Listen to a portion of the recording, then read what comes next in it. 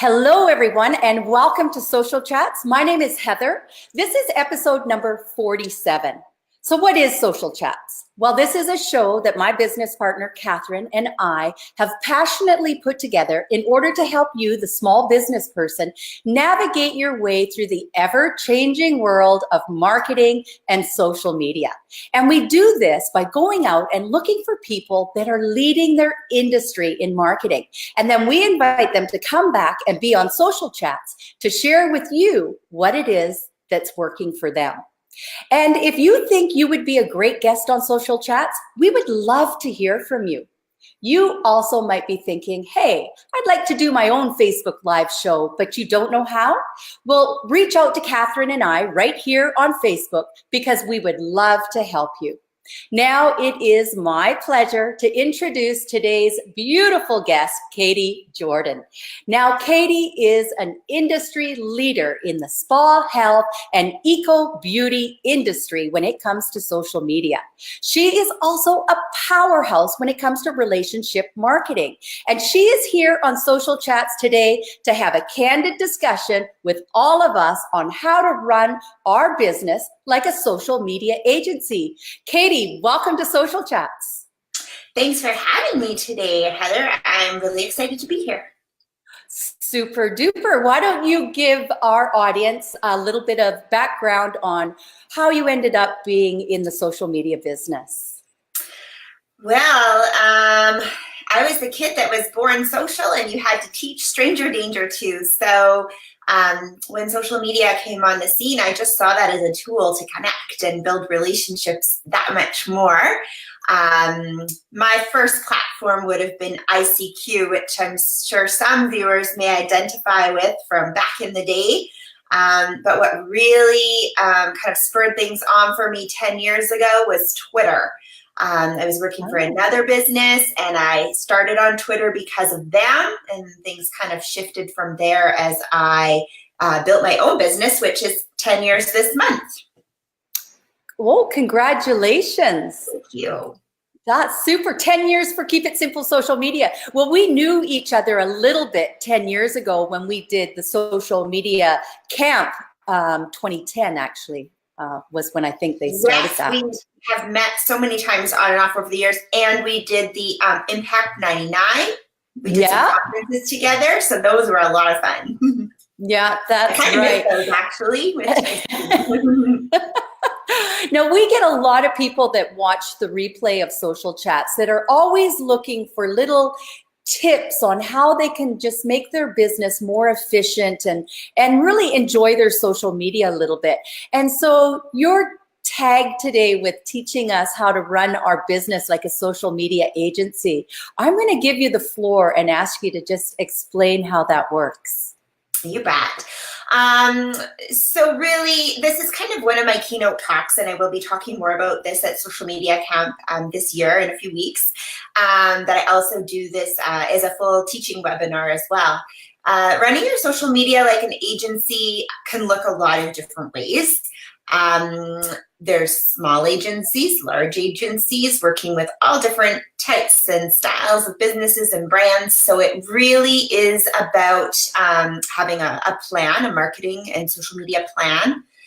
It's important to note that those are, they're not separate. A lot of people think that they are, but each piece needs to be married together. You could even put your PR piece in there too if you're working on that as part of your strategy. So it all marries together. You must have a plan.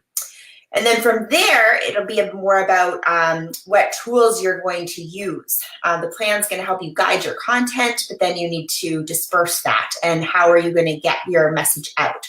So really, it's about the tools that work for you in your business, and how you're going to share your content so that you can actually free up your time to engage more, or also take those relationships offline. Mm-hmm. And when you say tools, what kind of tools would we use as examples for someone that's watching right now when you're speaking about social media tools? You bet. There's a lot of different tools that I really like that are beneficial. Again, it is about what works for you. My favorite one right now is called Lately. The website is trylately.com. And it really helps to replace and free up your budget from having to spend money on other tools. That's part of what I really like about it.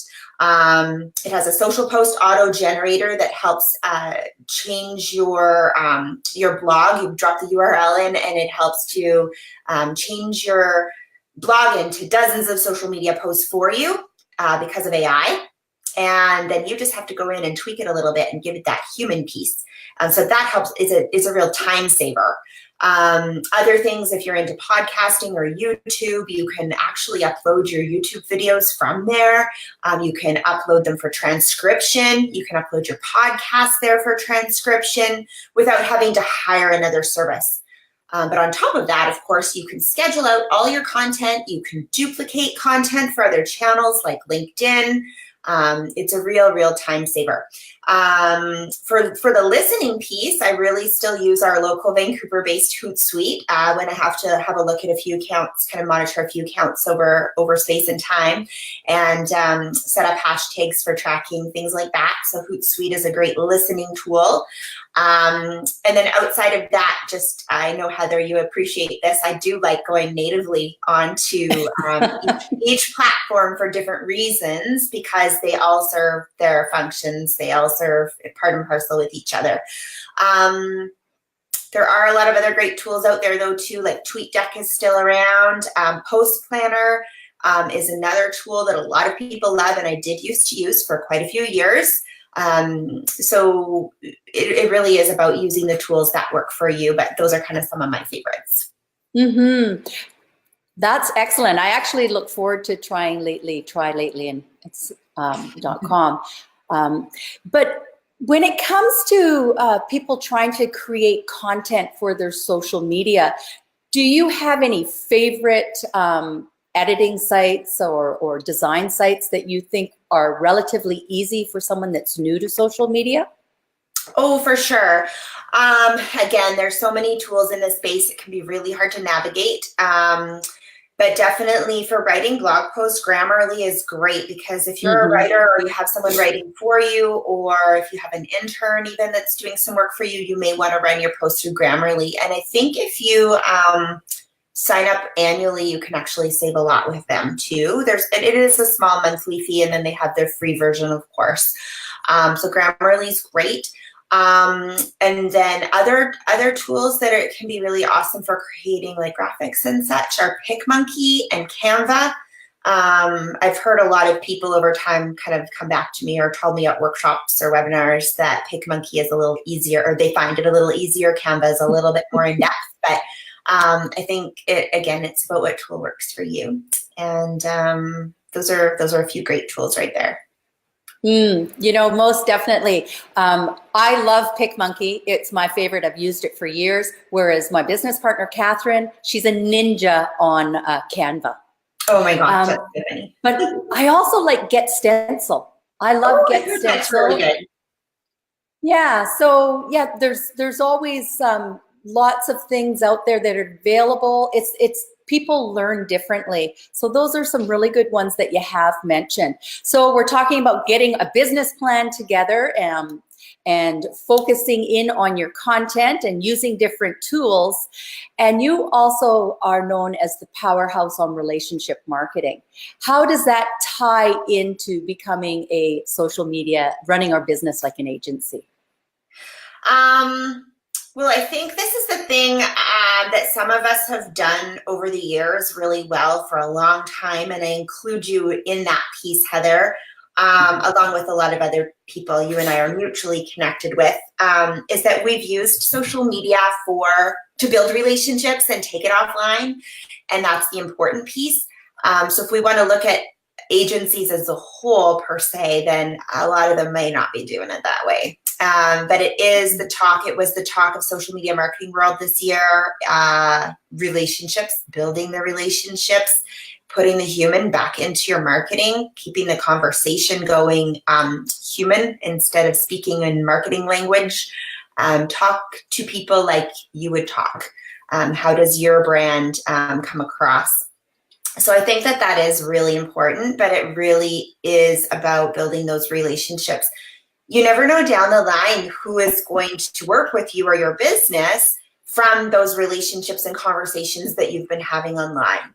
Perhaps you've just been on a Twitter chat for X amount of weeks. You like to hop on every Tuesday or whatever when it is. And then, you've just gotten some conversations going with people. And that's how you end up talking about different topics and maybe more personal topics and connecting on those human levels that help you to build your business down the line. And I know I'm also a connector by nature, so it's intrinsically in me, and I just find that social media allows me to do that after I've gotten to know someone a little bit. I can tweet and tag someone and say, hey, you got to meet so-and-so, or you've got to try lately, or whatever it is. And it just is like a natural progression. So I think and hope, I'm very hopeful we're going to see more of that piece, as 2019 rolls along, at least, is just really keeping things human. I really give a tribute to Brian Kramer on that one too, his hashtag H2H, human to human. I know other people have used that in their talks over the years now too, but he kind of seemingly first coined that back in the day. And he has a great book called Shareology that really speaks to that. So yeah, I think that's where the direction that we really have to go. Absolutely. I love the relationships. Even if I have only met the person once, or I haven't even met the person, but over the years on social media, having built those relationships, that I really look forward to one day meeting some of these people. And that's right. I've always said you're talking to another human being when you are creating content on social media. So thank you for the book suggestion. I will make sure that that gets written out in the comment section as well, Cadi.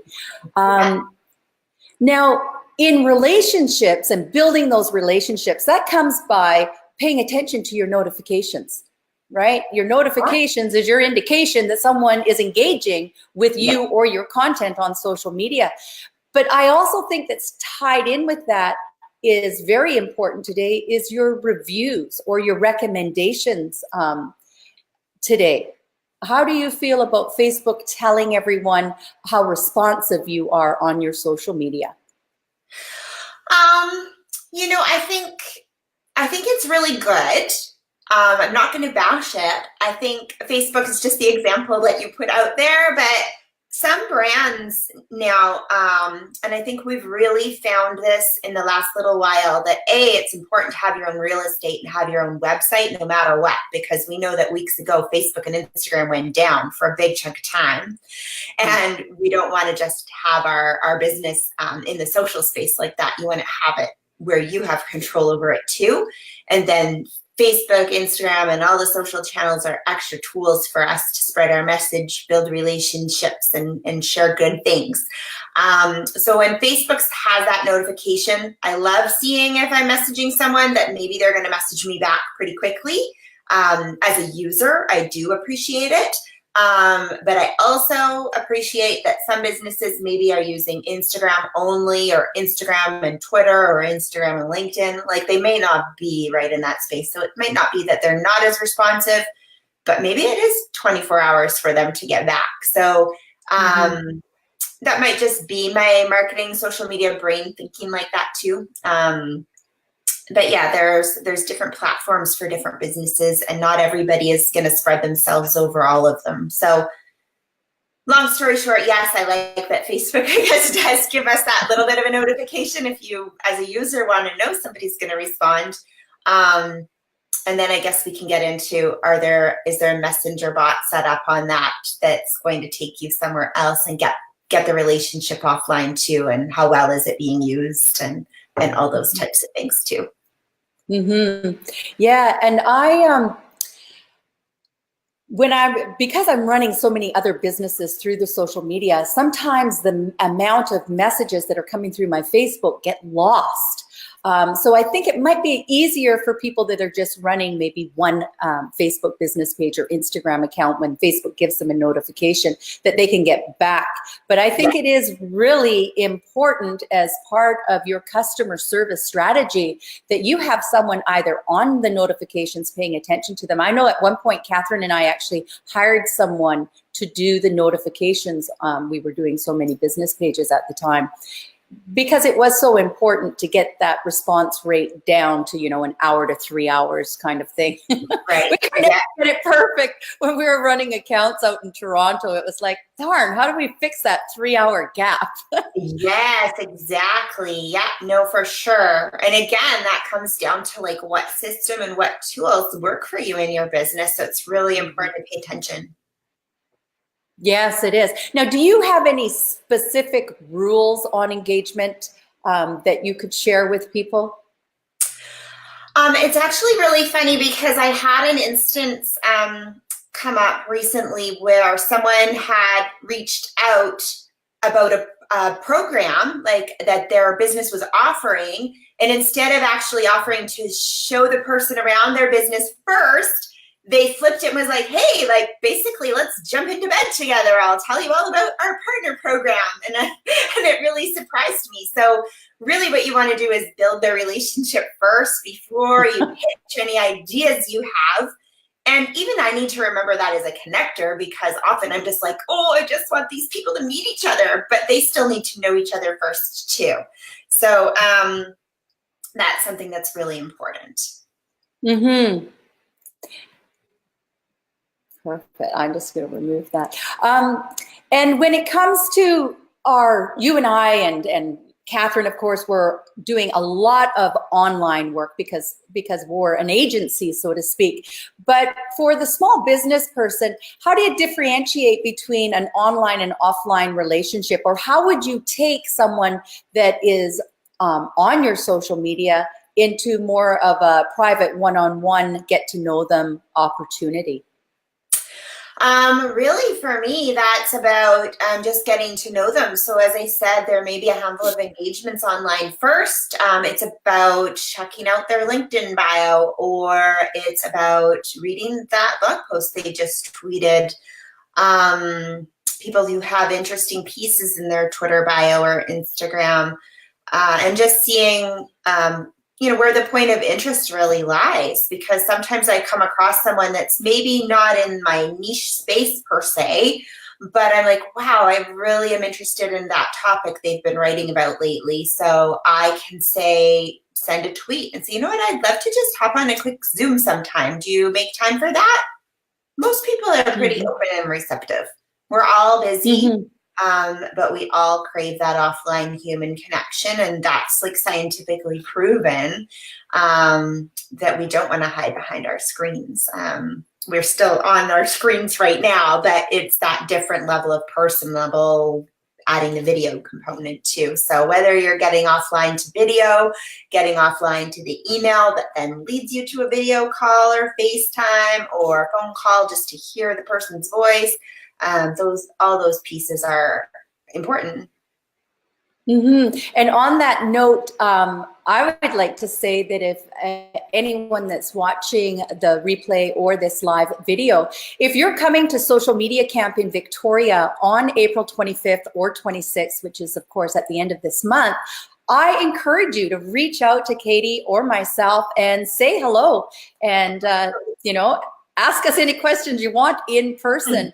Yes. I'm really looking forward to that type of networking, getting it offline and getting in front of people, which is my favorite type of networking anyhow. Absolutely. And last week, Catherine and I were with the Chamber of Commerce, and I often say that social media, when you're using Facebook, is just like being a member of the Chamber of Commerce. You get to meet all these businesses, only they take it a step further, because you now get to meet the people that love those businesses because they're interacting and engaging with the content on their social media. So we were at the Chamber of Commerce for 2 days in Whistler last week. And sure enough, it was fun to engage with those businesses, but also to then follow those businesses on their social media and interact with some of the people that just love their products and services. So it kind of just makes the playing field so much bigger. It totally does. And I love that picture because I used to live in Whistler and I have lots of friends still up there and I'm going this weekend. Oh, but yay. when you're local in the community like that too, that's a community piece that you love to see, is just everybody loving on each other too. And so I can almost picture what went down that day when you described it like that. That's right. And that's what social media is about. And often social media is me privately reading my Facebook and looking at what all my friends are doing. Sometimes it's a place where we see really sad news, like someone has passed away, or more and more lately, people struggling with different diseases and cancer. And so it's a very emotional place where we're all by ourselves reading all these things, or we're looking at how wonderful someone else's life is because they're off in Hawaii or Mexico. And so it's very emotional. And then along we come with our ad or our social media post, uninvited into that news feed. So I think we need to think about that type of relationship building as well when you're curating your content for social media. Yes, and that's where that human piece comes in. It really does. So believe it or not, we are now just over 20 minutes into the show. Cadi, do you have any last little golden nuggets or tips that you can share with our people that are watching? Well, I think just to recap, don't start out without a plan. Make sure you get a plan in place. And depending on your type of business, Heather and Catherine are the perfect go-to people for that. I specialize in the spa health and wellness space myself, but just really getting a plan together first and foremost so that you can marry all the pieces together. That's going to then drive the types of content that you're going to create. It's going to talk to you about who is going to help you with that content. Maybe it's guest posts and leveraging the power of other businesses that love each other, as Heather just described about the Whistler Chamber of Commerce. And then from there, just honing in and choosing the tools that work for you. And then the tools are what's going to help you to curate your content and store your content and then disperse it to the different accounts. But that's going to free up your time then to just hop on and talk to people and be social out there. That's perfect. And it's really just what Cadi is saying there. You need to have your systems in place. It needs to be written down so you can see it, because seeing it makes it real, and it'll help you to do it. I wanted to say thank you so much for taking the time. You sounded great today. You look wonderful. It's nice to see you. It's nice to see you. Thank you. I'm really looking forward to seeing you in Victoria on April 25th and 26th, and also at the socializing events. Are you going to the lunch with Mari? I was planning on it, that's for sure. And the boat cruise. Yeah. Oh, yeah. I'm picking out my outfits every day. I'm like, okay, what am I going to wear here and there? And then, of course, Cadi is also speaking at Social Media Camp. And, of course, her topic is how to run your social media like an agency, where she will be going into much more in-depth discussion on this subject. Catherine and I, we'll be talking about the 10 proven ways to sell on Facebook and Instagram. And super. I will turn this show, Cadi, into a YouTube video, and then we will download it and embed it into a vlog on our website and get as much viewership out of it as we can. Wonderful. I would love to take that link and run it over through my Lately dashboard too afterwards. And I could even show you how we can transcribe that for you. You know what? I would love that. And that was one of the tools that you had told me about that Lately does, is transcribe. Yes. And because this show is over 20 minutes long, it's almost 30 minutes long. That's a lot of dictating through Facebook that you would have to do to get the captions on it correctly and whatnot. So that's a wonderful feature in itself. Yes, for sure. You can upload your video there and hit the transcribe after it's uploaded, and you'll get a full transcript that you can turn into your blog post. You just have to humanize it a bit because AI is AI and we're humans. So you just have to kind of edit a little bit for context, but it helps cut down on time a lot.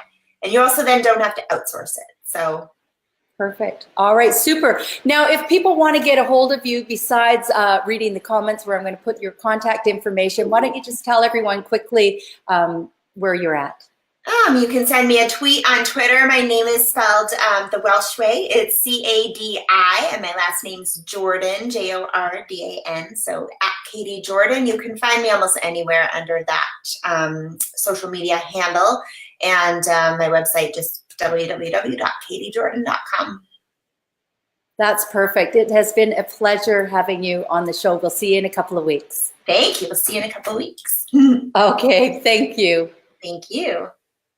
Well, everyone, that was Social Chats episode number 47 with a very beautiful, talented young lady, Cadi Jordan Consulting. And we will look forward to touching base with all of you very soon. Remember, in the meantime, keep it simple.